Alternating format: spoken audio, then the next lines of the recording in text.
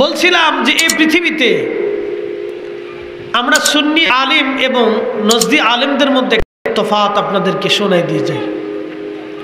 বাজি আগেই পায়ে ধরে ক্ষমা চেয়ে নিচ্ছি, কারো বিরুদ্ধে বক্তব্য দেওয়ার অভিপ্রায় আমার নাই, কিন্তু নবীর পক্ষে বলতে যায় যদি কারো বিরুদ্ধে চলে যায় সেটা আমার কিছু করার নাই। কথা ঠিক না?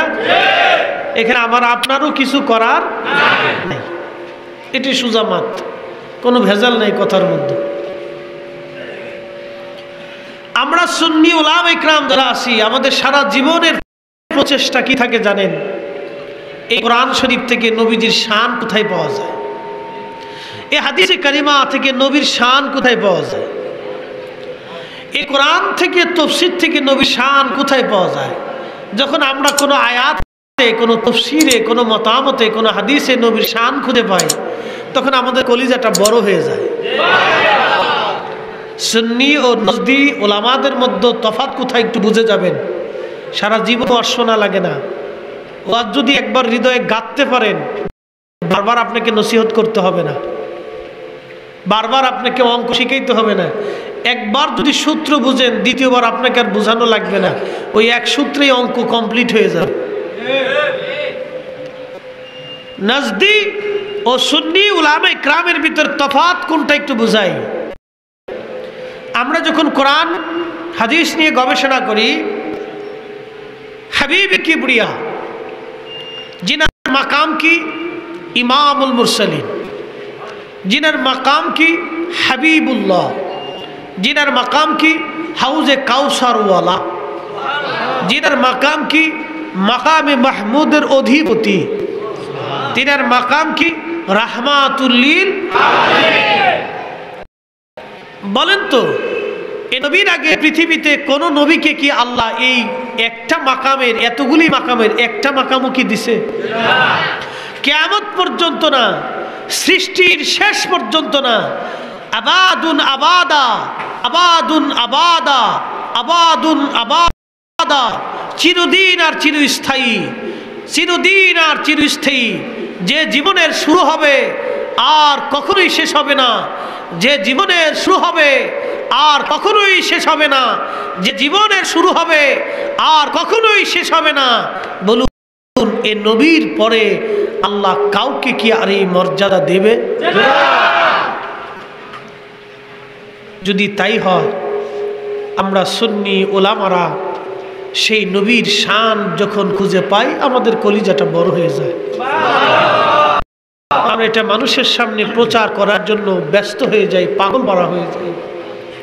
আর আমার জাতি ভাইরা আমাদের মতোই পাগড়ি, দাড়ি, জুব্বা সবই ঠিক আছে, চেহারাও মাশাআল্লাহ আমাদের চাইতেও ভালো, চশমাটা আমার চাইতেও দামি, আমারটার চাইতেও দামি চশমা।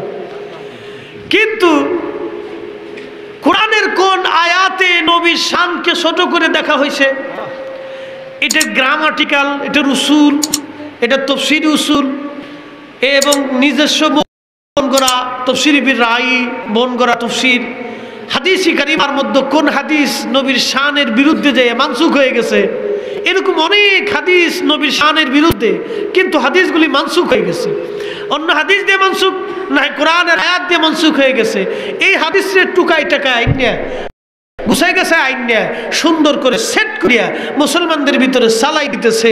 এই বাতিল মাল যখন চালায় দেয়, তখন এই 2 নম্বর প্রোডাক্ট মুসলমান গিলে গিলে মুসলমানের পেট খারাপ হয়ে যাচ্ছে, অর্থাৎ মুসলমানের ঈমান নষ্ট হয়ে যাইতেছে। কথা বলেন ঠিক না? তফাৎ কি 2-1 কিলো না অগণিত, 2-4 মাইল না, কিন্তু তফাৎ কিন্তু এত বিরাট, যে বিশালত্ব তফাতের কোনো পরিমাপ আমি আপনাদেরকে করে দিতে পারবো না। কোথায় রাসূলের শান ও আজমত, কোথায় নবীকে টেনে নিচে নামানোর চিন্তা। তাহলে বুঝেন সুন্নি আলেমরা হকে না বেহকে? আর কোনো সন্দেহ আছে আপনাদের? এরপরও যদি না বুঝেন তাহলে বুঝবো আপনার বিয়ে যে করছেন এর বেহুদে, আপনার জীবনটাই বৃথা ভাই। 16 আনা জীবনের সারা নাও দাম নেই। 2 জ্ঞানী, এক জ্ঞানী এক নৌকায় চড়ে যাইতেছে। নৌকায় চড়ে যাওয়ার পরে জ্ঞানী মাঝিকে জিজ্ঞাসা, মাঝি তুই কি জানিস পৃথিবী সূর্যের চারপাশে ঘুরে?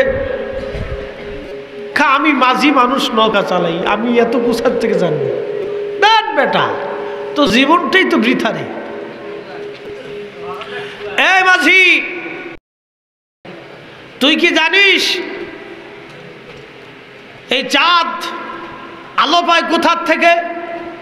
মাঝি কয় আমি নৌকা চালাই, এত কিছু জানবো কোথার থেকে? তোর জীবনটাই বৃথা।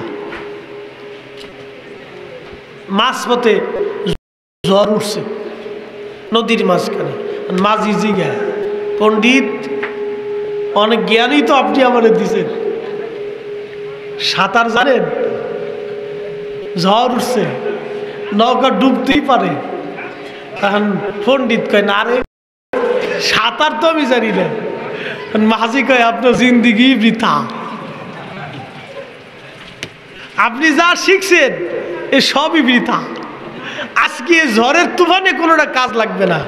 বাজি, মাহশরের কঠিন ময়দানে, হাসরের কঠিন ময়দানে আমি ফরিদের এই মুফতি সার্টিফিকেট, এই মুহাদ্দিসি খেতাব, আর এ বক্তার খেতাব, শাইখুল হাদিসের খেতাব, পীর আজমের খেতাব, এই কি বলে মুফতি আজমের খেতাব, মুহাদ্দিস আজমের খেতাব, মুনাজ্জির আজমের খেতাব, পৃথিবীর কোন খেতাব দি নবীর কদম মুবারক পর্যন্ত যাওয়ার কোনো রাস্তা নাই।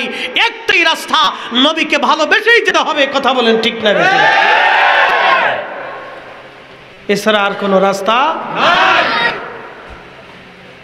যারা বিরাট বড় খেতাব নিয়ে চিন্তা করতেছে আমি মুনাজিরে মিল্লাত, পাতিলের আতঙ্ক, পাতিলের আতঙ্ক বুঝেননি আপনারা? বাতিল না, পাতিল, পাতিল খাইয়েই শেষ করছে সারা জীবন। এই জন্যই নাম দিছি পাতিলের আতঙ্ক। পাবলিকের পাতিলের গোডাউন শেষ করছে, খাইয়ে শেষ। প্রিয় মুসলমান, জানি আপনাদের কষ্ট হবে, কথাগুলি হৃদয়ে ব্যথা লাগবে। খোদার কসম করে বলি, মনে কষ্ট দেওয়ার জন্য বলি না, নবীর পক্ষে বলতে যাইয়া যদি আপনার বিরুদ্ধে চলে যায়, আপনি যদি মনে করেন আপনার বিরুদ্ধে বলতেছি বাবাজি, তাহলে বুঝবো আপনার মতো গাধা আর বলদ আল্লাহর সৃষ্টির জমিনে আর একটা হতে পারে না। আমি একটা ঘটনা আপনাদেরকে শোনাই, না কষ্ট হবে? মাঝে মধ্যেই বলি, প্রায় ওয়াজে বলি, ইমানি জজবাকে মজবুত করার জন্য। নবীর একজন সাহাবী ছিলেন, তার নাম আব্দুল্লাহ, বাবার নাম আব্দুল্লাহ ইবনে উবাই।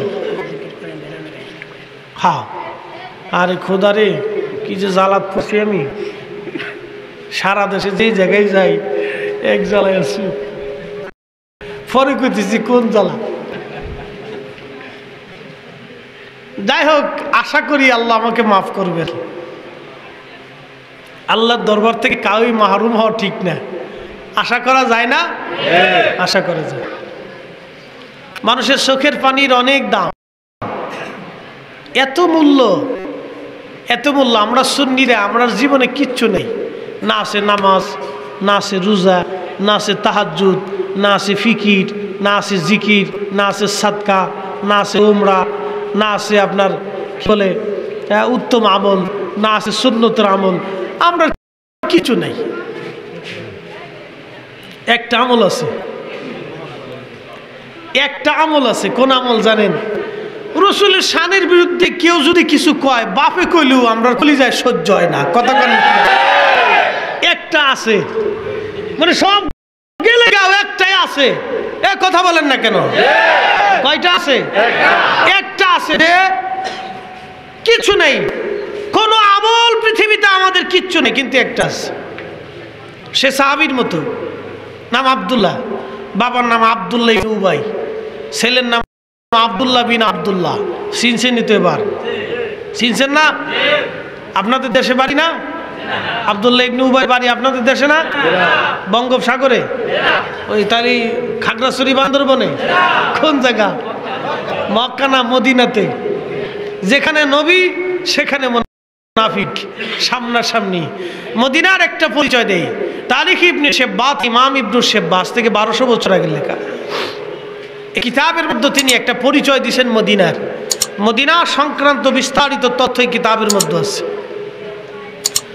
বিশেষ করে আল্লামা ইমাম সামহুদি আল ওয়াফাউল ওয়াফার মধ্যে আরো লিখছেন, অনেক আইমে کرام কিতাব লিখছেন। ইমাম আজরাকির লেখা আখবারে মক্কা, মক্কার ইতিহাস পুরোটাই এই কিতাবের মধ্যে লেখা আছে। মদিনার মধ্যে দুটি পাহাড় দেখবেন, মাঝখানে মদিনা, একটা পাহাড় উহুদ আর একটা জাবালে আইর। খুব মনোযোগ, একটা উহুদ আর একটা আইর। উহুদ ও আইরের মাঝখানে মদিনা। উহুদ পাহাড় নবীকে ভালোবাসতো। নবী বলতেন উহুদ আমাকে ভালোবাসে, আমি উহুদকে ভালোবাসি। আলা বাবিন মিন আবওয়াবিল জান্নাহ, উহুদ এক জান্নাতের পাহাড়। কি বুঝলেন? উহুদে কি নামাজ পড়ছে? রোজা রাখছে? যাকাত টাকাত দিছে মনে হয়? হজ করে নাই? তো উহুদ জান্নাতে যাইব কেরে? আলা বাবিন মিন আবওয়াবিল জান্নাহ, রাসূল বলছে জান্নাতের পাহাড়, কারণ আমি নবীকেও ভালোবাসছে। টেনশন প্লিজ, খুব মনোযোগী কথা এগুলি। আর একটা পাহাড় আছে জাবাল আইর। যদি কোনোদিন মদিনাতে যান, মদিনার থেকে যদি কখনো ওমরা আপনি করেন, মসজিদে জুলহুলাইফাত আপনাকে ইহরাম বাঁধতে হবে। এই জুলহুলাইফার বাম পাশে মদিনাতে ঢোকার সময় ডান পাশে, বের হওয়ার সময় বাম পাশে একটা পাহাড়, মস্ত বড় একটা পাহাড় আপনি দেখবেন। এই পাহাড়ের নাম জাবাল আইর। হুজুর করিম হিজরত করে মক্কাতুল মুকাররমা থেকে তিনি আসতেছিলেন। জাবালে সৌর পর্বতের পাশে একটা পাহাড় আছে, নাম জাবালে সাবির। এই জাবালে সাবির পর্বত বর্তমানে সৌদি আরব প্রায় অর্ধেক কেটে ফেলেছে। এই জাবালে সাবির কেটে তারা হাজিদের জন্য বাসগৃহ নির্মাণ করেছে। এই সাবির পর্বতে প্রিয় নবীজি উঠলেন।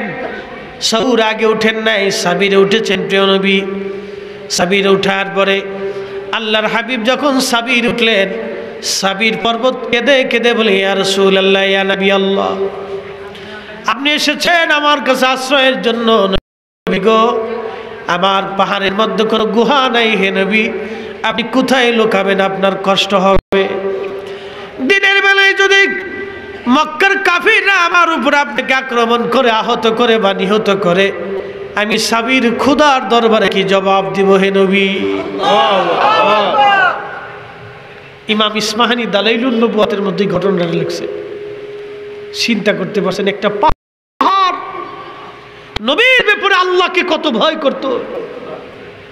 আমার দেশের নজদিক নামাজের ব্যাপারে আল্লাহকে ভয় করে, রোজার ব্যাপারে আল্লাহকে ভয় করে, যাকাতের ব্যাপারে আল্লাহকে ভয় করে, হজের ব্যাপারে আল্লাহকে ভয় করে, হালাল হারামের ব্যাপারে আল্লাহকে ভয় করে, পিতামাতার খেদমতের ব্যাপারে আল্লাহকে ভয় করে, হকের ব্যাপারে আল্লাহকে ভয় করে, কিন্তু নবীর ব্যাপারে সে আল্লাহকে ভয় করে না। যদি ভয় করত তাহলে সে কখনোই বলতো না যে রাসূল আমাদের মতো আর আমরা নবীর মতো। কথা বলেন ঠিক না বেঠিক? এই কথা কোনো নজদির জবান থেকে কখনোই আসতো না। হচ্ছে সেই নবীর ব্যাপারে আল্লাহকে ভয় করে না। জাবালে সাবির ডেকে বলে, হুজুর আমার উপরে না থেকে আপনি সৌরে চলে যান, ওর মধ্যে গুহা আছে। ইতিমধ্যে সৌর নবীজিকে সালাম আনুস করলেন, আসসালাতু ওয়াসসালামু আলাইকা ইয়া রাসূলুল্লাহ। হুজুর আসেন, আমার মধ্যে গুহা আছে। নবী হে, আপনি আমার উপর আরোহণ করুন, আমার মধ্যে গুহা আছে। সৌর সাবির থেকে নবীজি সৌরে চলে গেলেন। হিজরত শেষ, ওই গুহা থেকে নবীজি নেমে মক্কাতুল মুকাররমা থেকে শুরু করে মদিনাতুল মুনাওয়ারা পর্যন্ত যত রাস্তা দিয়ে এসেছে, সব পাহাড় আমার নবীকে সালাম দিয়েছে, সব পাথর আমার নবীকে সালাম দিয়েছে, সব গাছ আমার নবীকে সালাম দিয়েছে, সব পশু পাখিরা নবীকে সালাম দিয়েছে, কিন্তু জাবাল আইর আমার নবীকে সালাম দেয় নাই।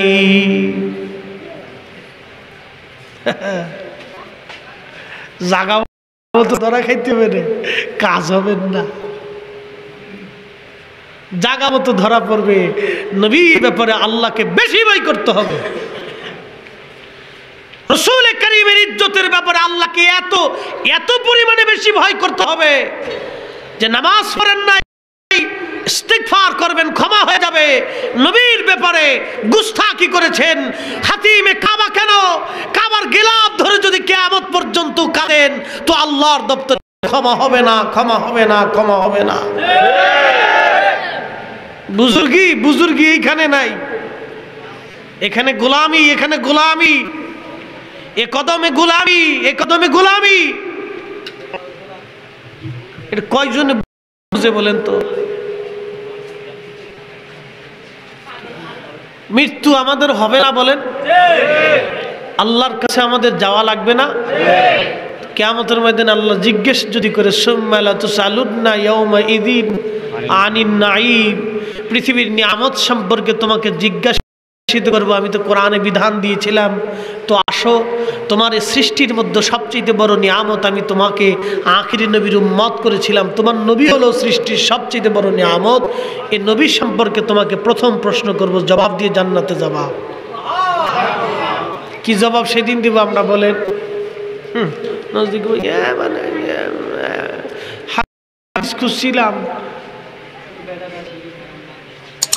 হাদিস খুঁজছিলাম যে হুজুর আমরা মতো এটি তালাশ করছিলাম। আল্লাহকে ফেরেশতারা দেরি করিস না, এটি এমন মুনাফিক যার জাহান্নামের সর্বনিম্ন স্থানের জায়গা হবে, নিয়ে চলে যা, কাফেররাও এর চাইতে বালা, যা। দৌড়াই যাবেন গাউসে পাকের কাছে, গাউসে পাক বলবে, বেটা আমি ওই কদমের গোলামি করে গাউসে পাক হয়েছি, আমি ওই কদমের মুহতাজ ছিলাম, তুই আমার কাছে আসিস ওই কদমের সাথে বিয়াদবি করে, আর তোকে নিয়ে আমি রসুলে খোদার দরবারে যাব, এই কঠিন মুসিবতের দিনে আমার পক্ষে সম্ভব না, দূর হয়ে যা, দূর দূর। খাজা মাইনুদ্দিন চিশতি সেনজিরি বলবে, দূর হ বেটা, আমি খাজা মাইনুদ্দিন চিশ খাজা হয়েছি ওই কদমের মুহতাজ থেকে, ওই কদমের গোলামি করে আমি মাইনুদ্দিন চিশ খাজা হয়েছি, দূর হ বেটা, তোকে নিয়ে রসুলের কদমে যাইয়া আমি নবীর দপ্তর থেকে বিতাড়িত হতে চাই না। খাজা বাহাউদ্দিন নকশবন্দ বুখারী বলবে, দূর হ বেটা, খাজা হয়েছি ও নবীর কদমে গোলামি করে, নইলে আমি খাজাই হতাম না, দূর হ বেটা, দূর হ, তোকে নিয়ে রসুল করিমের খেদমতে যাওয়া আমার পক্ষে সম্ভব না। মুজাদ্দিদ আল ফিসানি আল ফারুকি সিরহিন্দি বলবে, আমি মুজাদ্দিদ হয়েছিলাম 1000 বছরের, ওই নবীর কদমের মুহতাজ হয়ে, গোলাম হয়ে, বেটা তুই বেয়াদবি করে আসছিস, দূর হয়ে যা, তোকে নিয়ে রসুলে খোদার দরবারে আমার পক্ষে যাওয়া সম্ভব না। আর কে যাবে বলুন? আর কে যাবে? সাহাবী? সাহাবীর সামনে গেলে তো সর্বনাশ। এরা তো আপনার সাথে কথা বলবে, সাহাবে ক্রাম কথাও বলবে না, কারণ সাহাবে ক্রাম এই কদমকে নিজের কলিজা বিক্রি করে ভালোবাসতেন। কথা বলেন ঠিক না বেঠিক? জীবনের সব কিছুর থেকে সাহাবীরা ভালোবাসতেন। তার একটা বাস্তব উদাহরণ আপনাদের সামনে উপস্থাপন করি। আমরা কেন নজদি করি, কেন সুন্নি করি, কেন নবী করি, এটা বুঝে কবরে যাইতে হবে, মহা বিপদ। প্যারা নবীজি সাহাবীদেরকে নিয়ে হজে চলে গেলেন। দুঃখিত, কোন এক জিহাদের ময়দানে গেলেন। জিহাদে যাওয়ার পরে সাহাবায়ে যুদ্ধ শেষ। এমন সময় একজন আনসারী ও মুহাজির সাহাবীর মধ্যে বাকবিতণ্ডা লাগলো। সাহাবীদের বিতর্ক কোনো আইব না, কোনো দোষ ধরা যাবে না। সাহাবীদের মধ্যে যে দ্বন্দ্ব হয়েছে, এই দ্বন্দ্ব নিয়ে আমাদের সমালোচনা করা যাবে না, কারণ তারা সাহাবী ছিলেন। সাহাবীদের কোনো বিষয় আইব হবে না, কোনো দোষ হবে না, কারণ তারা সাহাবী ছিলেন। তারা ঝগড়াও যদি করেছেন, কিন্তু রাসূলের খোদার চেহারা মোবারক দেখার সঙ্গে সঙ্গে তাদের জীবনের সব গুনাহগুলি আমার আল্লাহ মাফ করে দিছে। এই জন্য তারা সাহাবী। সাহাবীদের কোনো আইব ধরা যাবে না, সাবধান। অনেকেই এই মাসালা তো বুঝি না। অনেকেই আল্লাহ কোরআনে বলেন, আমিনু কামা আমানান নাস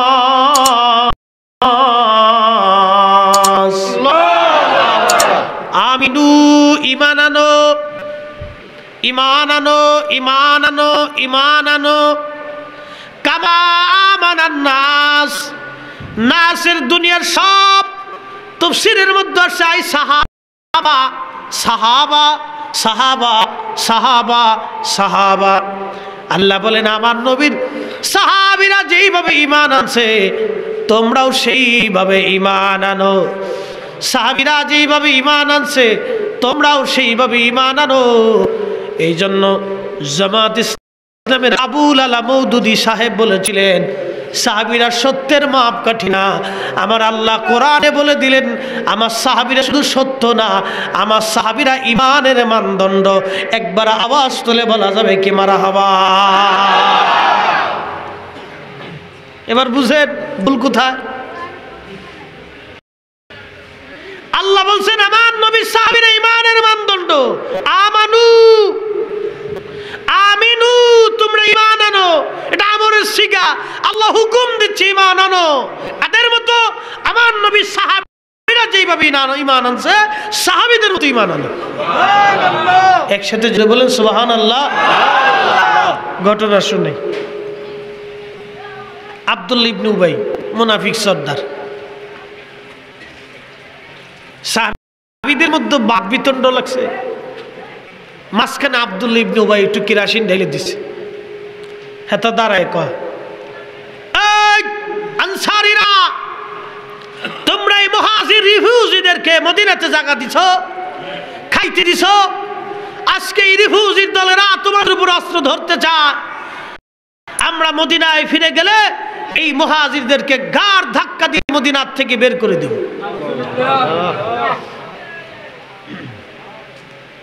আল্লাহ দেরি করেন নেই, কোরআনের আয়াত নাজিল করছে। মারহাবা কোন? অনেকে বলে জিবরাইল ওহী না নিয়ে আসলে নবী বলতে পারতেন না, এটা ডাহা মিছে কথা। এই কথার কোনো ভ্যালু নেই, কোনো ডকুমেন্টস নেই। প্যারা নবীর উপরে ওহী আসতো 7 পদ্ধতিতে। একটা পদ্ধতি ছিল জিব্রাইলের মাধ্যমে, বাদ বাকি 6 পদ্ধতি ছিল জিব্রাইল আমিন সারাং। একটা পদ্ধতি ছিল সরাসরি বেলাওয়াসে, তা কোনো মাধ্যম নাই। আল্লাহ নবী, আল্লাহ নবী, নবী আল্লাহ, আল্লাহ নবী, নবী আল্লাহ, এই দুই মাঝখানে কোনো পর্দা ছিল না। আল্লাহ থেকে নবী, নবী থেকে আল্লাহ, আল্লাহ থেকে নবী, নবী থেকে আল্লাহ। সরাসরি আমার আল্লাহ আল্লাহর হাবিবের উপর ওহী করতেন। একবার আওয়াজ তুলে বলা যাবে কি মারহাবা?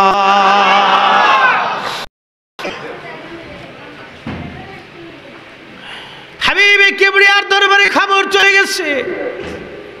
নবীজি সব মুজাহিদদেরকে বললেন, তাড়াতাড়ি তাড়াতাড়ি তাড়াতাড়ি তোমরা সামানা জোগাড় করো জিহাদের ময়দানে। এখানে আর থাকা যাবে না, মদিনার দিকে তোমরা মুভ করো। সাহাবায়ে মদিনার দিকে মুভ করলেন। আব্দুল্লাহ ইবনে উবাই চিন্তা করলো, কি জানি হয়, মুহাম্মদ জেনে গেছে, এখন আমার জানি কি জানি শাস্তি হয়। আল্লাহর হাবিবের আব্বার ছিল, সব সাহাবীর কাফেলার পিছনে থাকতেন। কেউ অসুস্থ হয় না, থেকে যায় না, হারিয়ে যায় না, পালিয়ে যায়, এটা দেখার জন্য পেয়ারা নবী কাফেলার পিছনে থাকতেন। আব্দুল্লাহ ইবনে উবাই সঙ্গত কারণে কাফেলার সবার সামনে ছিলেন। তিনি হযরতে আব্দুল্লাহ রাদিয়াল্লাহু আনহু, নবীজির প্রিয় সাহাবী, ঘোড়া দাবড়ায় মদিনাতে আগে চলে গেলেন। মদিনাতে আগে চলে যাইয়া তলোয়ার হাতে নিয়ে অস্ত্রে সজ্জিত হয়ে মদিনার প্রবেশের রাস্তার মাঝখানে সন্তান দাঁড়ায় রয়েছেন তলোয়ার হাতে নিয়ে। বাবা আব্দুল্লাহ ইবনে উবাই মুনাফিকদের সর্দার কাফেলার সামনে বিরাট বড় ফৌজ, বিরাট বড় কাফেলা নিয়ে তারা মদিনায় প্রবেশ করতেছিলেন। সন্তান তলোয়ার উঁচিয়ে বলে, বাবা দাঁড়াও, সামনের দিকে যদি তুমি আগাও তোমার গর্দান আর আমার তলোয়ার, বাবার পরিচয় হবে না, সন্তানের পরিচয় হবে না। এই তলোয়ার দিয়ে তোমার মাথার থেকে দেহ আলাদা করে ফেলে দিব। তুমি বলেছো মদিনার থেকে মুহাজিরদেরকে তাড়ায় দিবা, আমার নবী তো মুহাজির, আমার রসুল সুলতানে মদিনা, আমার নবী হুকুম না দেওয়া পর্যন্ত তুমি বাবা তোমাকে মদিনায় প্রবেশ করতে আমি দেব না। একবার জোরে বলা যাবে আল্লাহু আকবার। কারে ঠেকাইছে? জোরে খন, আরো জোরে। আমরা তো আজহারি, মাদানি, এটা সেতা, খেতা, সিরা খেতা, জোড়া খেতা এগুলো পাইলি তো পাগল হয়ে গেছি। বিরাট বড় হুজুর আর সাইকুলা দিয়েছে। হ্যাঁ মুসলমান, নবীর ইজ্জতের ব্যাপারে সাহাবী নিজের বাপকে তলোয়ারের সামনে দাঁড়া করে রাখছে। দাঁড়া, এক কদম সামনের দিকে আগাবি, তোর দেহ থেকে মাথা ফেলে দিব। আমার রাসূল সুলতানে মদিনা, নবীকে মদিনা থেকে বের করে দিতে চেয়েছিস, কত বড় স্পর্ধা তোর। রাসূল হুকুম দিলে তুই মদিনায় যাবি, না দিলে তোকে যেতে দেব না। আমি আব্দুল্লাহ বাবার পরিচয় দেব না, সন্তানের পরিচয় হবে না। এই যে তলোয়ার তোর গর্দান। আর আপনি হুজুর সুমাইতেছেন না, শায়েখ সুমাইতেছেন। ছাতা দিয়ে কি করবেন আপনি কিয়ামতের ময়দানে? কাজ হবে না, কাজ হবে না। আমিনু কামা আমানান নাস, সাহাবীদের মতো ঈমান আনো, কোনো কথা নাই এ ব্যাপারে, কোনো ছাড় নাই। ছাড় দিবেন তো শেষ হয়ে যাবেন, কোনো ছাড় নাই।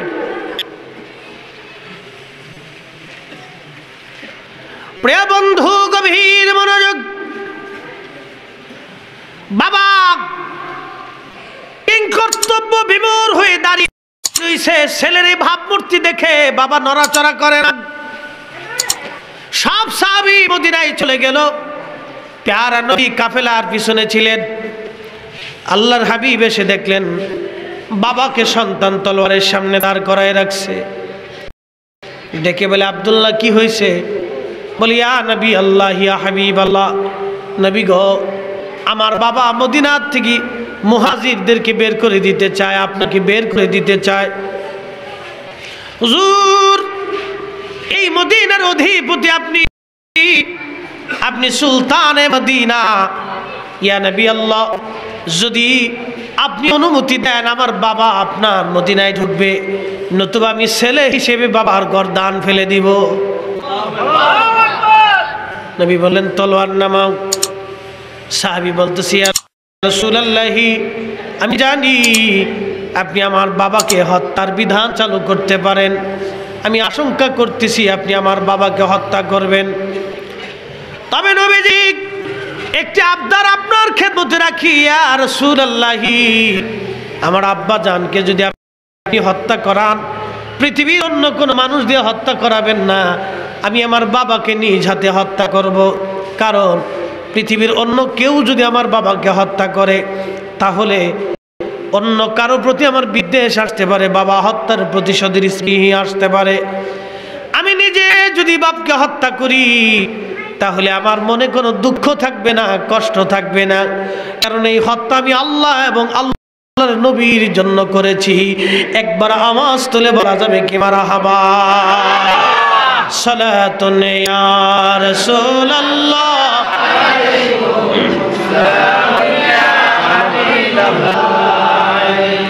সালাতুন ইয়া রাসূলুল্লাহ,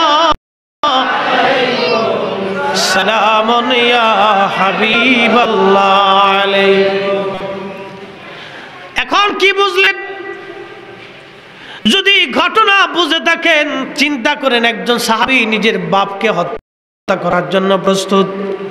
কারণ নবীর ইজ্জত আল্লাহ বলেন, ওয়ালিল্লাহিল ইজ্জাতু ওয়ালিরাসূলিহি ওয়ালিল মুমিনিনা ওয়ালাকিন্নাল মুনাফিকিনা লা ইয়ালামুন। ওয়ালিল্লাহিল ইজ্জা ওয়ালিল্লাহিল ইজ্জাতি ওয়ালিরাসূলিহি। হুজুর, ইজ্জত আমি আল্লাহর জন্য, ইজ্জত আপনি নবীর জন্য, মুমিনিনা মুমিনে কামেলের জন্য। ওয়ালাকিন্নাল মুনাফিকিনা লা ইয়ালামুন। নবী হে, যারা মুনাফিক তারা আপনি নবীর ইজ্জত বোঝে না, আমি খোদার ইজ্জত বোঝে না, আমি আল্লাহর ওলিদের ইজ্জত তারা বোঝে না, বোঝে না। যাদের অন্তরে নেফাক ঢুকেছে তারা বোঝে না, তারা বোঝে না। প্রশ্ন করবেন, আল্লাহর ইজ্জত কি? আল্লাহর আবার ইজ্জত কি তা? আল্লাহ তো মহা শক্তিধর, সে তো এমনি তো ইজ্জতওয়ালা। আমরা তো জানি তিনি প্রভু, তিনি সর্বশক্তিমান, আমরা তো এমনিও জানতেছি, তো তার আবার ইজ্জত কি? সে তো ইজ্জতওয়ালাই, যিনি ইজ্জত দিয়ে থাকেন তার আবার ইজ্জত কি? যিনি ইজ্জত দেন তিনি তো এমনি ইজ্জতওয়ালা, ইজ্জতের মালিক, তার আবার ইজ্জত কি? রে মুসলমান, মালিকের ইজ্জত কি? যদি একটি ঘটনার দিকে আপনি আলোকপাত করেন, আল্লাহর ওলি বিশর হাফি জীবনে মদপায়ী ছিলেন, তিনি সারা জীবন মদ পান করেছেন। বিশর হাফি পৃথিবীর মধ্যে নিকৃষ্ট মানুষ ওই মানুষটা যে নেশা করে। 2 নম্বর, ওই লোকটা যে টাকার বিনিময়ে জেনা করে, যিনি টাকা দিয়ে জেনা করে সে নিকৃষ্ট। যেই নারী টাকার বিনিময়ে দেহ বিক্রি করে এটা নিকৃষ্ট। সৃষ্টির মধ্যে 2টা মানুষ পৃথিবীতে নিকৃষ্ট সবচাইতে, যে নেশা করে এবং টাকার বিনিময়ে দেহ ব্যবসা করে এবং টাকার বিনিময়ে নারীর দেহ কিনে নেয়। এই পৃথিবীর মধ্যে এই 2টা মানুষ খুব নিকৃষ্ট। মুমিন শুনিয়া রাখেন, পৃথিবীর নিকৃষ্ট কাজ হযরতে বিশর হাফি করেছে। 1 নম্বরে সে ছিল মদপায়ী, 2 নম্বর সে ছিল জেনাখোর। হযরতে বিশর হাফি মদের দোকানে বার কাউন্সিলে যায়, বার হাউসে যাইতেছিল মদ খাওয়ার জন্য। রাস্তার মাঝখানে দেখি কাগজের টুকরার মধ্যে লেখা আছে লা ইলাহা ইল্লাল্লাহু মুহাম্মাদুর রাসূলুল্লাহ সাল্লাল্লাহু আলাইহি ওয়াসাল্লাম। এই যে সুমাটা খাইছেন, এই যে সুমাটা খাইলাম, এটা কি আমরা মেম্বারিতে দাঁড়ানোর জন্য খাইছি? এটা খাইলে চেয়ারম্যানই ভোট বেশি পাওয়া যাবে না? কার জন্য খাইছি? জোরে বলেন। রাসূলের নামের তাজিম ও বরকতের জন্য। বিশার মদের দোকানে যায়, ঠিক এমন সময় দেখেন পথের মধ্যে কালেমা খসিত কাপড়ের টুকরা ধুলাবালির মধ্যে গড়াগড়ি খায়। চিন্তা করে আমি বিশর মদপায়ী হতে পারি, কিন্তু আমার মালিকের নাম ধুলাবালির মধ্যে থাকবে, এটা হয় না। আমার দেশের কিছু মুরব্বীরা আছে না, আলিফ বাতাসা বুঝে না, কিন্তু কাগজের টুকরার মধ্যে যদি আরবি লেখা দেয়, ওরে সর্বনাশ, পাগলের জায়গা। পরিষ্কার করে সোমা টোমা খাইয়া কই রাখবো, কই থুবো, পেরেশান হয়ে যায়। বাজান, এটা ওয়ালিল্লাহিল ইজ্জা, এটা আল্লাহর ইজ্জত। এটা কার ইজ্জত? আল্লাহর ইজ্জত। আল্লাহকে বান্দা কঠিন মেহশরের ময়দানে আল্লাহ জিজ্ঞেস করে, বান্দা তুমি তো আমারে পানি খাওয়াও নাই, তুমি তো আমারে খাবার দেও নাই, আমি ক্ষুধার্ত ছিলাম, সেবা করে নাই, আমি অসুস্থ ছিলাম। বান্দাকে আল্লাহ কও কি, বলো কি? তুমি নিজেই স্রষ্টা, তুমি আবার অসুস্থ হইলে কেমনে? তো নিজেই সাফাকারী, রোগ তোমার হইল কেমনে? আল্লাহ বলবে, বান্দা তোর বাড়ির পাশে একজন অসুস্থ ছিল, টাকার অভাবে চিকিৎসা করতে পারিনি, তুমি যদি তার চিকিৎসা করাই দিতে, তো আমি আল্লাহর চিকিৎসা করানো হয়ে যেত। কি বুঝলেন? ওয়ালিল্লাহিল ইজ্জা, এটা আল্লাহর ইজ্জত। হযরতে বিশর হাফি কাগজের টুকরাখানা নিয়ে পরিষ্কার করে মাথায় করে বাড়ি আসছে। মা, দরজা খোলো মা। মা ডাকে, কিরে বিশর, তুই না আমাদের দোকানে যাচ্ছিস, ফিরে আসলি কেন? বলে, মা এই কাগজের টুকরার মধ্যে, কাপড়ের টুকরার মধ্যে আমার রবের নাম ধুলাবালির মধ্যে গড়াগড়ি খায়। মা বলো তো, এই নাম, এই কাপড়ের টুকরা কোন জায়গা রাখলে আমার মালিকের নামের ইজ্জত করা হয়? মা বলো। মার চোখ বেয়ে পানি পড়ে। বিশর, বুঝছি রে, আমার সন্তানের নাকি বুঝি হেদায়েতের ঘিরান লাগছে। কাপড়ের টুকরাখানা নিয়ে মা বলে, দেখ বিশর, কোরআনের তাকের মধ্যে তুমি রেখে দাও, প্রভুর নামের ইজ্জত করা হবে। তাকের মধ্যে রেখে চলে গেছে বিশর। আমার রব, আমার মালিকের কাছে এত ভালো লাগছে, আল্লাহ ডাক দিচ্ছে। তখনকার জমানার সবচেয়ে বড় আলিম যিনি ছিলেন, তিনি হাসান বসরি রহমাতুল্লাহ আলাইহি। শুধু আল্লাহর ওলি ছিলেন না, আমরা জানতাম হাসান বসরি অনেক বড় আল্লাহর ওলি না বাবা, শুধু আল্লাহর ওলি না, ওই জমানার শ্রেষ্ঠতম মুহাদ্দিস উনি ছিলেন। শুধু মুহাদ্দিস না, ওই জমানার শ্রেষ্ঠতম ফকিহ তিনি ছিলেন। শুধু ফকিহ না, ওই জমানার সর্বশ্রেষ্ঠতম মুফাসসির তিনি ছিলেন। হাদিসের কিতাব, তাফসীরের কিতাব, ফিকহের কিতাবের এমন কোন কিতাব নাই যেই কিতাবে হাসান বসরির নাম লেখা না আছে। সুবহানাল্লাহ, কি বাড়ি যায় হবে। মুরাকাবার মধ্যে চলে গেলেন হাসান বসরি। ঠিক এমন সময় আল্লাহ ডাক দিছে, হাসান, মদের দোকানে যে আমার বিশরকে বের করে এনে গোসল করে পবিত্র বানাও, তওবা করাও। হাসান বসরি বলে, একজন মদপায়ীর জন্য আমার খোদা আমার কাছে ইলহাম করবে, এটা কেমন কথা? অননে কি কইব, এই যে হুজুর কি বেদাতি কথা কইতেছে, এই ইলহাম টিলহামি সব বানাইনি, ফিগার বানাইনি, কিচ্ছু কাহিনী। যদি তাই হয়, যদি তাই হয়, আর একটু সামনের দিকে যাই।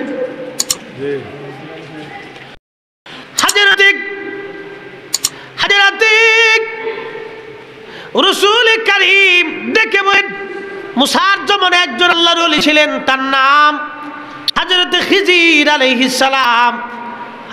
হযরত খিজির আলাইহিস সালাতু ওয়াস সালাম, ওনার কাছে আল্লাহর পক্ষ থেকে একটা ইলম আসতো।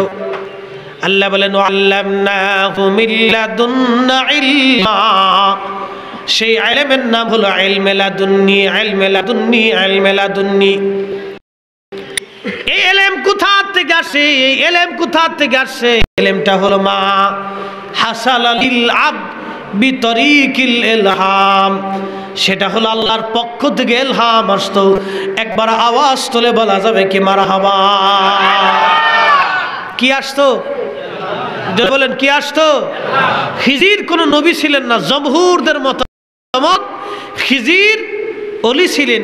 কিছু কিছু উলামাদের মতামত খিজির নবী ছিলেন, কিছু কিছুটা হবে না, কালা বাদুন নাস হবে না। জমহুরুল উলামা যে সিদ্ধান্ত দিছে এটি চূড়ান্ত। তো জমহুরদের মতামত খিজির আল্লাহর ওলি ছিলেন। আকাইদুন নাসাফি যিনি লিখেছেন, ইমাম নাসাফি, তিনার একটা তাফসীরের কিতাব আছে, তাফসীরে নাসাফি। এর আরেকটা নাম তাফসীরে মাদারিক। এই তাফসীরে মাদারিকের ভিতরে ইমাম আবুল বারাকাত আন-নাসাফি এই আয়াতে কারিমা আর তাফসীর করতে যায় লেখেন, মা হাসালা লিল আবদ, এ বান্দা আল্লাহর পক্ষ থেকে যে ইলম আসতো বিতারিকিল ইলহাম, সেটা ইলহামের মাধ্যমে আল্লাহ পাঠাইতেন। সুবহানাল্লাহ বলা যাবে না? তাহলে বলেন, আল্লাহর ওলিদের ইলহাম আছে না নাই? শ্রীগাল যদি আঙ্গুর না পায় তো আঙ্গুরের দোষ না শিয়ালের দোষ? অন্ধ যদি সূর্য না দেখে তো সূর্যের দোষ না অন্ধের দোষ? তো যে বেটা আউলিয়া কিরামের ইলহাম বুঝে না, ইলহাম চিনে না, যার কাছে ইলহাম আসার ক্ষমতা নাই, সেটা তার নিজের দোষ হতে পারে, কিন্তু আল্লাহর ওলিও ইলহামের দোষ হবে না। কথা বলেন ঠিক না? এটা কিছু মানুষের বুঝের অভাব ভাই। হাজরাতে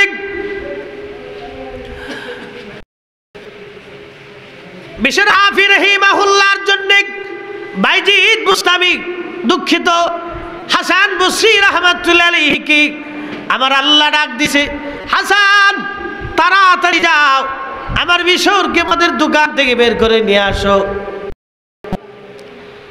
হযরত হাসান বসরি দ্বিতীয়বার মুরাকাবা, আবার আল্লাহ ইলহাম করলেন, আবার ইলহাম করার পরে উনি মুরাকাবা ছেড়ে দিলেন, আবার করলেন, আবার আল্লাহ ইলহাম করলেন। তিনবারের মধ্যে যখন ইলহাম করছে, হযরত হাসান বসরি একটা দৌড় মারছে, দৌড় দিয়া মদের দোকানের সামনে দাঁড়ায় বলে, এরে বিশর বের হয়ে আয়। বন্ধুরা বলে, হুজুর আপনার কি মদের নেশা জাগছে? বলে, না রে, মদের আমি হাসানকে ধরে নাই, তোমরা বলো আমার বিশর কোন জায়গা আছে? বলে হুজুর বিশর তো মদ পান করে অজ্ঞান হয়ে পড়ে রয়েছে। তাড়াতাড়ি বিশরকে বের করে আনার পরে গোসল করাইলেন। গোসল করায় যায় নামাজের মুসাল্লায় বসে হযরত হাসান বসরি ডাক ডাকে, বিশরে যা, প্রভু তোকে মাফ করছে। হযরত বিশর ডাক ডাকে, হুজুর আমার মতো এত বড় মদপায়ী জেনাখোরকে আল্লাহ মাফ করবে বিশ্বাস হয় না। বলে না রে বিশর, আল্লাহ তোমাকে ক্ষমা করে দিয়েছে। ঠিক এমন সময় আসমান জগৎ থেকে আওয়াজ আসলো, ইয়া বিশর রফাত ইসমি ফারাফ বিশরে যা, তুই আমার নামের ইজ্জত করেছ, বিশরে যাও, আমি আল্লাহ তোমাকে পবিত্র বানাই দিলাম, তোর জীবনের গুনাহগুলি মাফ করাইয়া আমি আল্লাহ ওলি বানাই নিলাম। জোরে বলে সুবহানাল্লাহ। এটার নাম ওয়ালিল্লাহিল ইজ্জা, আল্লাহর ইজ্জত।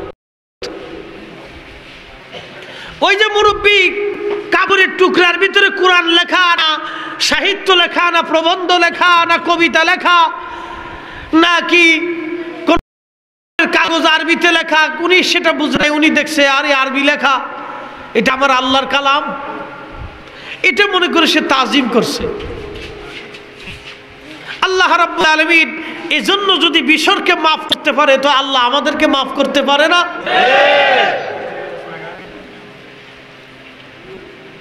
নবীর দরবারের একজন আশিক শেখ সাদি রহমাতুল্লাহ আলাইহি ইন্তেকালের পরে আল্লাহ ওলি জিজ্ঞেস, সাদিক তোমার সাথে আল্লাহ কেমন ব্যবহার করছে? বলে মালিক আমাকে মাফ করে দিছে। একসাথে বলেন মনে রাখবেন সারা জীবন কবরে জিন্দেগিতে আল্লাহ যদি আপনাকে ক্ষমার ঘোষণা দেন, এর চাইতে বড় পাওয়া বান্দার জন্য আর কিছুই নাই। বিরাট বড় নিয়ামত। আল্লাহ যদি বলে যে আল্লাহ বান্দা তোরে মাফ করে দিছি, শুধু একবার যদি আল্লাহ বলে বান্দা তোকে মাফ করছি, তাহলে আমাদের জীবনটা বুলন্দ হয়ে যাবে, জীবনটা সাকসেস। নতুবা জীবনটা শেষ। মার খেতে খেতে কিয়ামত পর্যন্ত ফিটে চামড়া থাকতো না রে ভাই, ফিটে চামড়া থাকতো না। আর যদি আল্লাহকে মাফ করছি যা, তাহলে মনে করেন বেঁচে গেছি। শেখ সাদিকে আল্লাহ মাফ করছে আমাকে। সাদি কি জন্য তোমাকে মাফ করছে? একটা কারণে মাফ করছে। কোন ইবাদত প্রভু কবুল করেছে? সাদি ডেকে বলে, রে বন্ধু, পৃথিবীর কোন ইবাদত মালিকের কাছে মঞ্জুর হয় নাই, না নামাজ, না রোজা, না জিকির, না ফিকির, কিন্তু আমি আমার নবীর শানে প্রশংসার কবিতা লিখেছিলাম। বালাগাল উলা বিকামালিহি কাশাফাদ দুজা বিজামালিহি হাসনাত জামিউ খুসারিহি সাল্লু আলাইহি। এই কবিতা নবী রওজার পাশে দাঁড়িয়ে দাঁড়িয়ে পড়েছিলাম। প্যারা নবী খুশি হয়েছিল, সেই জন্য আল্লাহ ডাক দেয়া, সাদি আমার হাবিব খুশি হয়েছে যা, বন্ধুর খুশি আমি আল্লাহ খুশি, সেই জন্য আমি মালিক তোকে মাফ করে দিলাম। নবী খুশি, জোরে কর, নবী খুশি, আল্লাহ খুশি। নবী বেজার, নবী খুশি, নবী বেজার। তোমার জিন্দেগির আমল বরবাদ হবে। কোরআন শরীফ কি আর নতুন করে পরিবর্তন হওয়ার সুযোগ আছে? একটু বাড়বে টারবে না, কমবে টমবে না? যদি তাই হয় তৈলেও বেটার খবর আছে। এই কথা কর না, তৈলেও বেটার খবর আছে। বলে হুজুর এই কেমনে? আমি কোরআন থেকেই তো বলতেছি, না বাইবেল থেকে করতেছি, তওরাত থেকে করতেছি না, জবুর, ত্রিপিটক, আমরা তো কোরআন থেকেই বলতেছি ভাই। আমি ভুটান গেছি জাতীয় বৌদ্ধ মন্দির দেখার জন্য, জায়গা মাহফিল করে তো ভুটান রওনা দিছি। পাহাড়ি রাস্তা, জায়গা থেকে থিম্পু 190 কিলো পাহাড়ি রাস্তা পার হইতে হয়। আমাকে বৌদ্ধ মন্দির দেখার জন্য নিয়ে গেছে। বিরাট এক বৌদ্ধরে হুয়াই রাখছে, এটা সোনা টানা দিয়ে বানাইছে, খুব সুন্দর, বিরাট কায়দা বাজার। তো সালু মালু ফুইডিয়া টাকলু মাথা বৌদ্ধ ভিক্ষু দেখছেন জীবনে করে দিন, মাথা টাক, শালু পড়ছে, লাল শালু, হলুদ শালু এগুলো পড়ছে। এগুলো পড়িয়া এই মন্দিরের ভিতরে বই ত্রিপিটক পাঠ করতেছে। ভাই সুরটা খুব সুন্দরই লাগলো, সুরে সুরে পড়তেছে। সেম আমরা যে এরকম কোরআন শরীফ ঢুলে ঢুলে পড়ি, ওরা ত্রিপিটক সামনে দিয়ে এরকম ঢুলে ঢুলে পড়তেছে বৌদ্ধর সামনে, আর একজন পুম পুম করে বাঁশি বাজাইতেছে। আমি যখন ঢুকছি, ঢুকার পরে যে আসল বৌদ্ধ আছে, বুড়া বৌদ্ধ আর কি, যেটা অরিজিনাল বড়টা, হেতা আমার দেখেন আঙ্গুল দেখ, ঠিক আছে, আমি বাম আঙ্গুল দেখ, ঠিক আছে। ফাগরি ফুগরি বালিয়ে গেছি, হুজুর না সুব্বা চব্বি গাইতে গেছি, এরকম ফাগরি আছিল আর কি, এই রুবালির ফাগরি মাথায় দেব। আমার হ্যাঁ ঠিক আছে, আমি হ্যাঁ ঠিক আছে। আচ্ছা, বাংলাদেশে যদি আমি আপনাকে এইটা দেখাই, কি কথা কর না কে? আপনারা মনে করবেন যে হুজুরে এই যে দিছে আপনারা, হ্যাঁ? আচ্ছা, আঙ্গুলের দোষ করছে কি? এটা বুড়ো হইল কে? প্রশ্ন আছে না? এটা বুড়া বানাইলেন কি লেগে কনসে? এটার বয়স বেশি, এটার বয়স কি বেশি? এটা আগে হইছে, মরবো আগে নাকি? হায়াত বেশি, তো বুড়ো হইল কে? বৃদ্ধাঙ্গুল। আচ্ছা, সব আঙ্গুলের চাইতে শ্রেষ্ঠ আঙ্গুল কোনটা কন্ত? এই আঙ্গুলের কেন দাম হইছে? না, এই আঙ্গুল দিয়ে আপনি ওই কালেমার সাক্ষ্য দেন যে কালেমার ভিতরে আল্লাহ এবং তার নবী আছে। আল্লাহ এবং রসুলের ইজ্জতের কারণে এই আঙ্গুলের ইজ্জত বাড়ছে, এই জন্য এই আঙ্গুল ধরে আপনার অনেক কিছু মাখা। এইটা দেখাইলে পৃথিবীর কেউ বেজার হতো না, কিন্তু এইটা যদি দেখাই দেন তো হয়েছে কাম সারছে। আর যদি বুবার একবার দেখান তো আপনার পিঠে সামনে থাকতো না, ও লাঠি নিয়ে আপনার দাবড়াবই। চিন্তা করতে পারছেন? এই আঙ্গুলের ইজ্জত বাড়ছে আমার নবীর কারণে, আল্লাহর কারণে। কথা বলে ঠিক না বেঠে? আঙ্গুলের মধ্যেই তফাৎ দেখে নজদিরে বুঝাবেন কেমনে? ওকে আমিও যে মানুষ, নবীও সে মানুষ, তোরে কয়া যে বুড়া আঙ্গুল আর এই আঙ্গুলের ভিতরে একটু তফাৎ করে দে।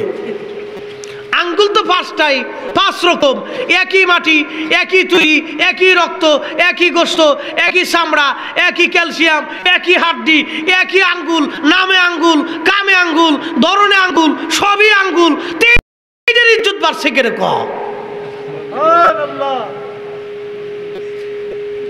বলদা বুঝাইতে পারবেন না তো ভাই।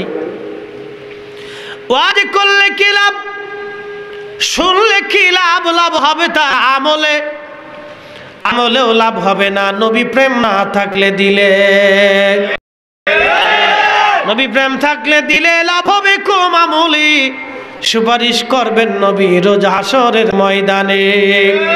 জ্ঞানী যারা বুঝে তারা শুধু ইশারা, নাদানের বুঝাইতে পারে আছে কে কোথায়।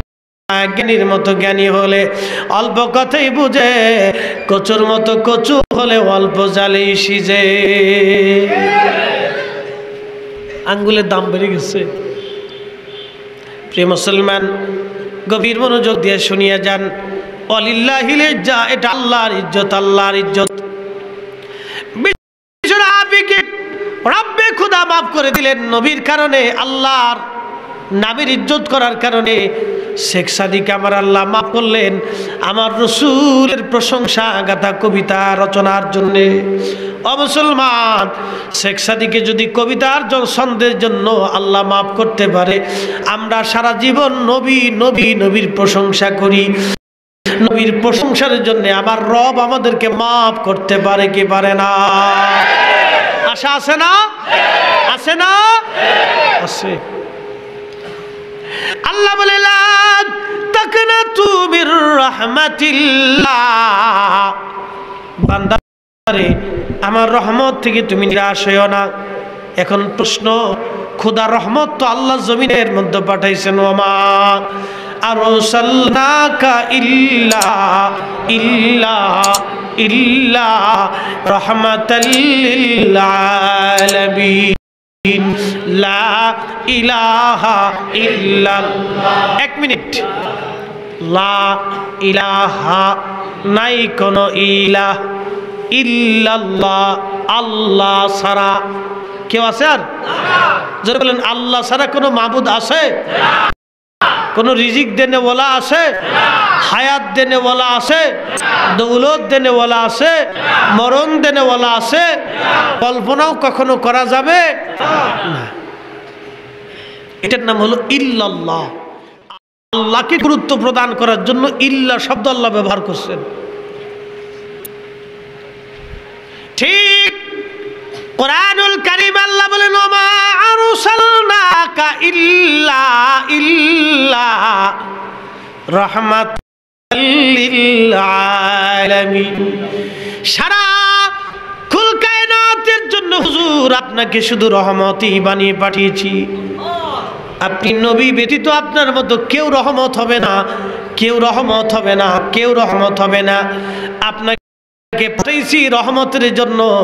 যদি খোদার রহমত পেতে চান এই নবী রহমাতুল লিল আলামিনকে খুশি করা লাগবে। কথা বলেন ঠিক না বেঠে?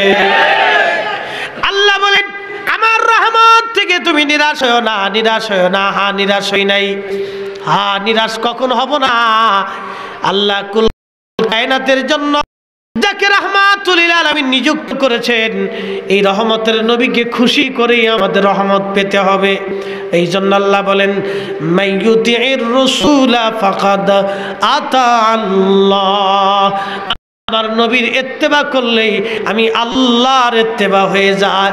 আমার নবীর ইত্তেবা হইলি আমি আল্লাহর ইত্তেবা হয়ে যায়। কবরে নামানোর সময় বলা হয় বিসমিল্লাহি ওয়া আলা মিল্লাতি রাসূলিল্লাহ। তোমাকে নবীর দলে কবরে নামানো হলো। কিন্তু আমরা তো জানি আনাইয়া তাবাল্লাল্লাহ ওয়া রাসূলুহু ওয়াল্লাযীনা আমানু ফাইন্না হিজবাল্লাহি হুমুল গালিবুন। আল্লাহ বলেন বান্দারে আমি আল্লাহকে যারা অভিভাবক মানলো, আমার রসুলকে যারা অভিভাবক মানলো, ওলিদেরকে যারা অভিভাবক মানলো, ফাইন্না হিজবাল্লাহ তারা আল্লাহর দল, আল্লাহর দল। হুমুল গালিবুন আল্লাহর দল বিজয়ী হবে। আল্লাহ কোরআনে বললেন আল্লাহর দল, আবার হাদিসে কারিমায় কবরে নামানোর সময় নবীর দল। কারণ কি? কোরআনে আল্লাহ বলে আল্লাহর দল, হাদিসে নববীতে আসলো বিসমিল্লাহি ওয়া আলা মিল্লাতি রাসূলিল্লাহ। তাও কবরে নামানোর সময় আল্লাহ বলেন ফাইন্না হিজবাল্লাহ হিজবাল্লাহ হিজবুল্লাহ আল্লাহর দল, আল্লাহর দল হুমুল গালিবুন আল্লাহর দল বিজয়ী হবে। কবরে নামানোর সময় বিসমিল্লাহি ওয়া আলা মিল্লাতিল্লাহ মিল্লাতিল্লাহ থাকার কথা, কিন্তু মিল্লাতি রাসূলিল্লাহ কেন হইল? যারা খালি আমরা শিরিক শিরিক করে ওখানে একটু প্রশ্ন দেন না, এটা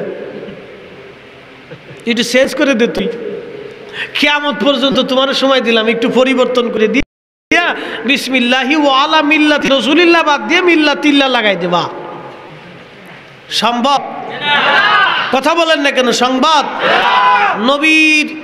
নবীর সরাসরি সূত্র যেটা, এটা চেঞ্জ করার কোনো সুযোগ আছে? সুযোগ নেই। এর অর্থ হচ্ছে নবীর দল আল্লাহর দল, নবীর গোলামি আল্লাহর গোলামি, নবীর প্রশংসা আল্লাহর প্রশংসা, নবীর ইজ্জত আল্লাহর ইজ্জত। তার বাস্তবতা হাদিস থেকে শুনেন। আহলে বাইতের মর্যাদা বলতে যাইয়া ইমাম হাকিম মুস্তাদরিক হাকিম সহিহ আইনের ভিতরে একটা বিশুদ্ধ হাদিস লিখছেন এইভাবে, মান হাব্বাহুমা অর্থাৎ আল হাসান ওয়াল হুসাইন ইবনা, আমার হাসান আর হুসাইন দুইজন আমার আওলাদ। মান হাব্বাহুমা তাদেরকে যারা ভালোবাসবে, ও মান হাব্বানি সে যেন আমাকেই ভালোবাসলো, ও মান হাব্বানি যে আমাকে ভালোবাসলো, আহাব্বাহুল্লাহ সে আল্লাহকে ভালোবাসলো, ও মান আহাব্বাহুল্লাহ যে আল্লাহকে ভালোবাসলো, আদখালাহুল জান্নাহ আমার আল্লাহ তাকে জান্নাতি বানাই দিল। নবীর ভালোবাসা আল্লাহর ভালোবাসা, নবীর দল আল্লাহর দল, নবীর গোলামি আল্লাহর গোলামি। সুরার দল কয় নবীর গোলাম বললে শিরিক হয়ে যাবে। ওরে কানার দল, কানার ঘরের কানা, তুই দুনিয়াতে কানা, মরণে কানা, হাসরে কানা, কবরে কানা, মিজানে কানা, ফুলসিরাতে কানা, তুই সব জায়গায় থাকবি কানা। নবীর গোলামি না হইলে আল্লাহর গোলামি হয় না, নবীর দল না হলে আল্লাহর দল হয় না। নবীর তাজিম না করলে আল্লাহকে তাজিম করা হয় না, নবীর ইত্তেবা না করলে আল্লাহর ইত্তেবা হয় না, নবীর আদর্শ বুকে ধারণ না করলে আল্লাহর আদর্শ হয় না, নবীকে খুশি না করলে আল্লাহ খুশি হয় না। কথা বলেন ঠিক না বেঠে?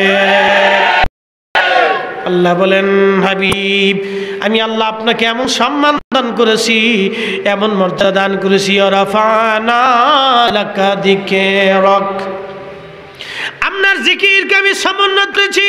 আয়াত নাজিল হয়ে গেল, তাফসীর পাঠ করার জন্য জিবরাইল আমিন হাজির। ইয়া নবী আল্লাহ, নবী গো আয়াতের তাফসীর কি আপনি জানেন? নবীজি ভদ্রচিত জবাব দিলেন, আল্লাহু আলাম, আল্লাহ ভালো জানে। এখানে একটা মাসালা বলে দিয়েছি, জিবরাইল প্রশ্ন করলেন, ইয়া রাসূলুল্লাহ আয়াতের মর্ম তাফসীর কি আপনি জানেন?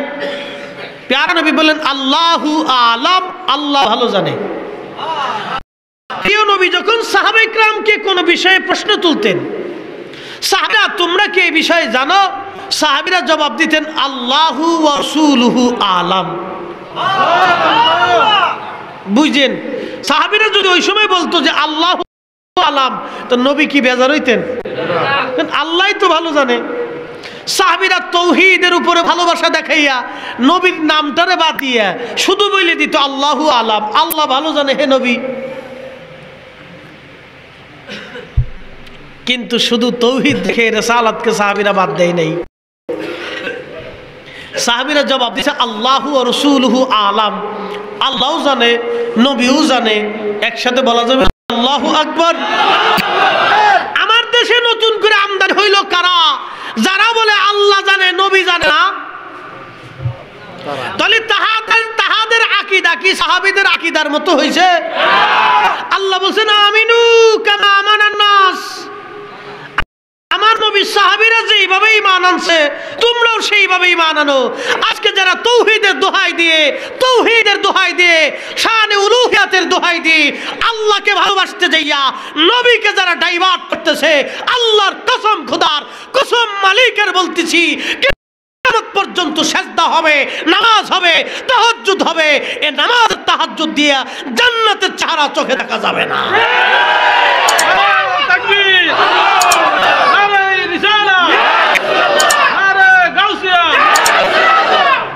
আমরা হক কথা বললে আমরা বেদাতি হয়ে যাই, মাজার পূজারি হয়ে যাই, আমরা বেদাতি হইছি, বেদাতি।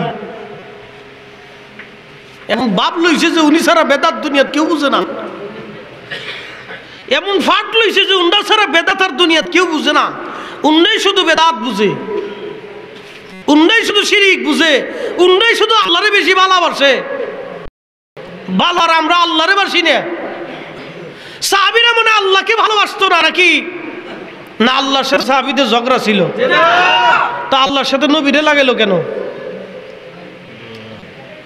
কি জটিল কথা। নবী প্রশ্ন করছেন তোমরা কি জানো? সাহাবীরা তো উত্তর দিতে পারতেন আল্লাহু আলাম, আল্লাহ ভালো জানে। কিন্তু নবীকে ইনভলভ করলো কেন, অ্যাডজাস্ট করলো কেন রাসূলকে? এই জন্যই করলো তাওহীদ ও রিসালাতে আপনাকে পরিপূর্ণ বিশ্বাসী হতে হবে। কথা বলেন ঠিক না বেটি? হ্যাঁ হ্যাঁ বুঝতে হবে ভাই, না বুঝলে মুশকিল। প্রিয় বন্ধু, লম্বা কথা নাই, আমাকে বলা হয়েছে নবীর একজন সাহাবীর জীবনী নিয়ে আলোচনা করার জন্য। আমি করব, আবদা তো রাখতেই হবে, কিন্তু বিষয়টা এত পরিমাণে মানুষ শ্রবণ করেছে, লক্ষ কোটি কোটি মানুষ এটা শ্রবণ করেছে।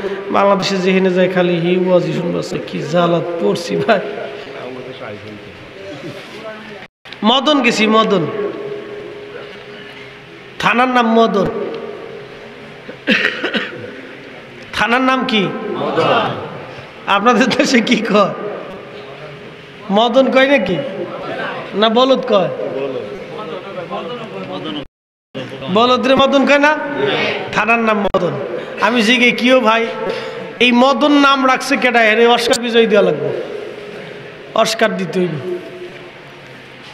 আপনাদের নারায়ণগঞ্জের একটা থানার নাম আছে 2500, 2500। ব্রাহ্মণবাড়ি একটা জায়গার নাম আছে 3 লাখ পীর। কয় লাখ পীর? আমরা একদিন ফোন দিয়ে হুজুর সালাম আলাইকুম। ওয়ালাইকুম আসসালাম রহমতুল্লাহ।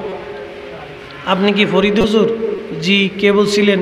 বলো আমি ব্রাহ্মণবাড়িয়া থেকে বলতেছি। জি বলেন। হুজুর একটা মাহফিলের দাওয়া রাখতে হবে। আমি বললাম কোথায়? ব্রাহ্মণবাড়িয়ার 3 লাখ পীর। আমি কি 3 লাখ পীর থাকতে আমারে ফরিদপুর থেকে ঠাইট হয়ে জায়গা নিতে হবে কেন? হুজুর একটা পীর নাই। আমি কি সব কি ঠাডা ফুলে মরে গেছে? না, একটাও নাই, ফিরই নাই, জায়গার নাম 3 লাখ পীর। আরে খোদা, কি দেশ রে ভাই। আমার ফরিদপুরের সালতা থানার একটা গ্রামের নাম আছে ঘোড়াদা, আর একটা গ্রামের নাম আছে 10,000। ভাগ্যক্রমে একজনের বউ ঘোড়াদার থেকে ফালায় 10,000-এ চলে গেছে। বেটা থানা গেছে মামলা করার জন্য। দারোগারে কয় সাল লেখেন গোড়াদার থেকে বউ ফালাই গেছে 10,000। দারোগা চাই রইস, তুই কি বুঝে কোস না বুঝে কোস? স্যার বউ তো আমারটা গেছে, আপনারটা তোর গেছে না। লেখেন গোড়াদার থেকে বউ ফালাইছে 10,000। বুঝে কোস না বুঝে বুঝেই তো করতেছি। তুই 1 গ্রাম থেকে 10,000 বউ ফালাই গেল, কেউ দেখলো না। স্যার গ্রামের নাম হলো 10,000। কয় বরাবর তো আগে কবি। এই গ্রাম গজ, এই নাম সাম কত কোয়ালিটি যে সেম আছে। আল্লাহ আল্লাহ, মুশকিল। তো মানুষের কিছু 16 কিলোমিটার পর আঞ্চলিক ভাষার পরিবর্তন হয়। আমরা ফরিদপুরে একটা থানা আছে বাঙ্গা, থানার নাম কি? আর জোড়াই লাগছে রাজি বলে করে বাঙ্গেই রয়েছে বাঙ্গা। যাই হোক, যে কথা বলছিলাম, প্রিয় উপস্থিতি, আল্লাহর হাবিবের শানের অনেক আলোচনা। তবে এক কথা আপনাদেরকে সারা জীবন মনে রাখতে হবে, আমরা হৃদয় থেকে আল্লাহ রসুলকে ভালোবাসতে হবে আমাদেরকে। এছাড়া কোনো রাস্তা নাই। আপনার মাকে যদি কেউ গালি দেয় বরদাস্ত হবে, কিন্তু রসুলের শানে গুস্তাখি করলে আধা পাগল হলেও তার বরদাস্ত হয় না। বুঝতে হবে তার ভিতরে ইমানের লজ্জত আছে। প্রিয় মুসলমান, সাহাবী নবীর দরবারে এসে বলেন, ইয়া রাসূলুল্লাহ, মাতা সাআ, কিয়ামত কোন দিন হবে?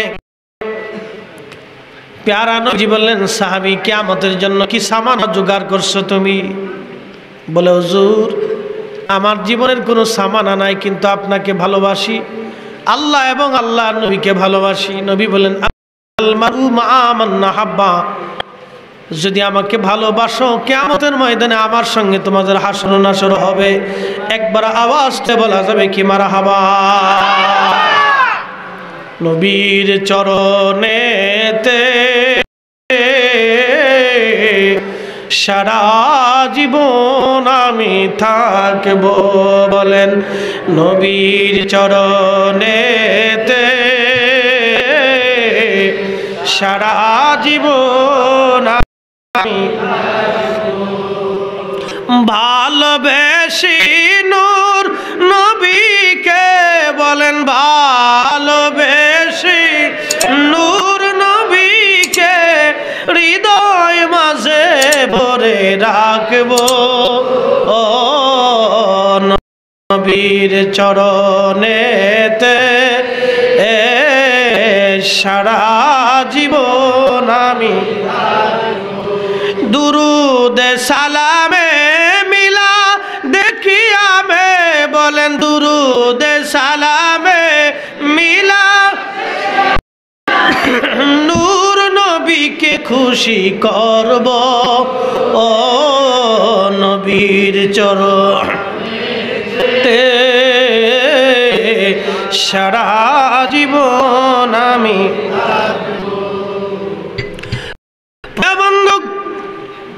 সাহাবীরা বলতেছে দুনিয়ার মানুষ শোনো, খাদেম রাসূল হযরত আনাস দিন কবুল করার পরে ওই দিনের মতো এত আনন্দিত আমরা হই নাই। এই আনন্দ সেই দিন আমরা পেয়েছিলাম। সারা মদিনায় খুশির রব পড়ে গেল। দিন আসার পরে এত খুশি কোনোদিন মদিনার মানুষ হয় নাই। যে খুশির জোয়ার ওই দিন হয়েছিল যেই দিন রসুল বলেছিলেন আল মারউ মা মান আহাব্বা, যার সাথে যারা ভালোবাসা তার সঙ্গে তারা হাসর নাসর হবে। চিৎকার মেরে জোরে বলা যাবে কি সুবহানাল্লাহ। আর এক সাহাবী মনের দুঃখ নিয়ে নবীজির সামনে বসে রয়েছে, কান্না কান্না ভাব, চোখের কোনায় পানি। নবীজি বললেন, সাহাবী তুমি কি জন্য কান্না করো? মনটা বেজার মলিন কেন রে সাহাবী, কি হয়েছে তোমার? বলে হুজুর একটা বিরহ বেদনা আমাকে জ্বালা করে বেড়ায়, তারা করে বেলায় গো নবী। বলে সাহাবী তোমার কি বিরহ বেদনা? হুজুর সকাল কি সন্ধ্যা যদি একবার আপনাকে না দেখি কলিজায় তৃষ্ণা লেগে যায় গো প্যারা নবী। আপনাকে দেখার জন্য সকাল সন্ধ্যা হোক আমরা দৌড়ায় আসি। আপনার নুরানি বাদন দেখার পরে গো নবী কলিজার স্বাদ মিটে, পিপাসা নিবারণ হয়। ইয়া নবী আল্লাহ, আপনি যখন দুনিয়া থেকে চলে যাবেন, পর্দা নিবেন, তখন আমার হালত কি হবে আমি চিন্তায় পেরেশান হয়ে আছি। সাহাবী কিভাবে নবীকে ভালোবাসি, ভালোবাসার বাক্য বিনিময় সাহাবে کرام কিভাবে করতেন? সাহাবী বলে, হুজুর যদি আমি মৃত্যুবরণ করি আপনি জান্নাতের উচ্চ মাকামে থাকবেন। ইয়া নবী আল্লাহ, আর আমাকে যদি প্রভু জান্নাতে দেয় আমি তো নিচু মাকামে থাকবো। আপনি নবীর ওই উচ্চ মাকাম আমার নসিবে হবে না। নবীজি সেই জান্নাতের মধ্যে যদি আপনাকে না দেখি আমার কি হালত হবে? একটা বিষয় কি চিন্তা করেছেন? সাহাবীরা জান্নাতের আশায় নবীকে ভালোবাসতো না, নবীর প্রেমে পাগল হইয়া নবীকে ভালোবাসতো। কথা বলেন ঠিক না বেঠে? হে রাসূল তোমায় ভালোবাসি, অন্তরে শুধু মুখে নয়, জান্নাতের আশায় নয় হে রাসূল, জাহান্নাম কেউ ডরি তোমায় পাওয়ার আশা, মন ছুটে যায় মদিনায়, এ আশিক দিদার দাও না, আর দূরে থাকিও না। এ আশিক দিদার দাও না, আর দূরে থাকিও না। হে রাসূল তোমায় ভালোবাসি, অন্তরে শুধু মুখে নয়, জান্নাতের আশায় নয় হে রাসূল, জাহান্নাম কেউ জান্নাতের আশায় নয় হে রাসূল, জাহান্নাম কেউ ডরি না। ঠিক কোরআনের আয়াত তখনই নাজিল হয়ে গেল। আল্লাহ বলেন, মাইয়ুতিল্লাহ ওয়া রাসূলাহু ফাউলাইকা মা'আল্লাযীনা আন'আমা আল্লাহু আলাইহিম মিনান নাবিয়্যিন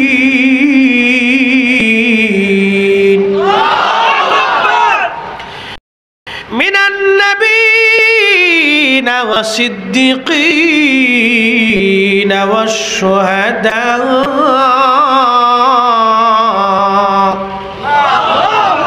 والشهداء والصالحين وحسن أولئك رفيقا। আল্লাহ বলেন, হুজুর আপনি সবাইকে জানাই দেন, ওমাইয়ুতিল্লাহ কেউ যদি আমি আল্লাহর ইত্তেবা করে, হুজুর ওমায়ুতির রাসূল, আপনি নবীর ইত্তেবা করে, ওমায়ুতিল্লাহ ওয়া রাসূল, আমি আল্লাহ এবং আপনি নবীর ইত্তেবা যদি কেউ করে, ইয়া নবী আল্লাহ ইয়া হাবিব আল্লাহ, ইয়া নবী আল্লাহ ইয়া হাবিব আল্লাহ, ফাউলাইকা মাআল্লাযীনা আনআমাল্লাহু আলাইহিম, আমি এদেরকে তাদের সঙ্গী সঙ্গী বন্ধু রফিক বানিয়ে দিব, বন্ধু বানাই দিব, যাদের উপরে আমি আল্লাহ নিয়ামত দান করেছি। মিনান নাবিয়্যিন, নবীদের সঙ্গে তাদের জায়গা হবে, ওয়া সিদ্দিকিন, সিদ্দিকদের সঙ্গে তাদের জায়গা হয়ে যাবে, ওয়া শুহাদা, শহীদদের সঙ্গে তাদের জায়গা হয়ে যাবে, ওয়া সালিহিন, আমি আল্লাহর ওলিদের সঙ্গে তাদের জায়গা হয়ে যাবে।